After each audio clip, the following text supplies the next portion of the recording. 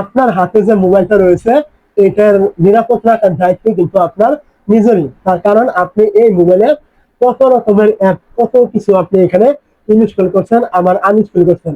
এখন যেসব অ্যাপ আপনি এখান থেকে আনইনস্টল করে দিচ্ছেন, ওইসব অ্যাপ কিন্তু আপনার জিমেইলে অ্যাক্টিভ থাকছে। তো এখন কেউ যদি চায় আপনার ডাটাগুলো তারা হাতিয়ে নিবে, আপনাকে ব্ল্যাকমেইল করবে, তাহলে কিন্তু পারবে আপনার ওই অ্যাপ দিয়ে আপনাকে এক্ষুনি যে সব জিমেইলে আপনার এই অ্যাপগুলো অ্যাক্টিভ রয়েছে এগুলো কিন্তু আপনাকে ডিলিট কিন্তু করতে হবে।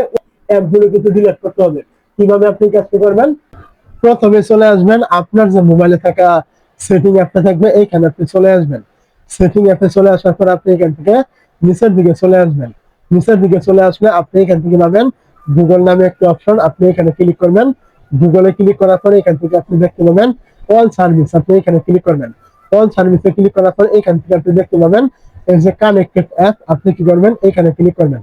এই জায়গায় ক্লিক করার পর এখানে কিন্তু আপনার কিছুক্ষণ নোট নেবে। একটু নিচে আসলে এখান থেকে পেয়ে যাবেন আপনার এই জিমেইলটা কোন কোন অ্যাপ অ্যাক্টিভ করা রয়েছে।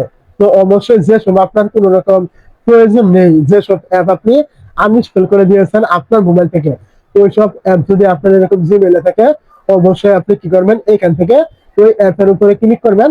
অ্যাপের উপরে ক্লিক করার পর নিচে রয়েছে এই যে ডিলিট নামে একটা অপশন, এখানে ক্লিক করলে কিন্তু আপনার ওই অ্যাপটা কিন্তু এখান থেকে ডিলিট হয়ে যাবে।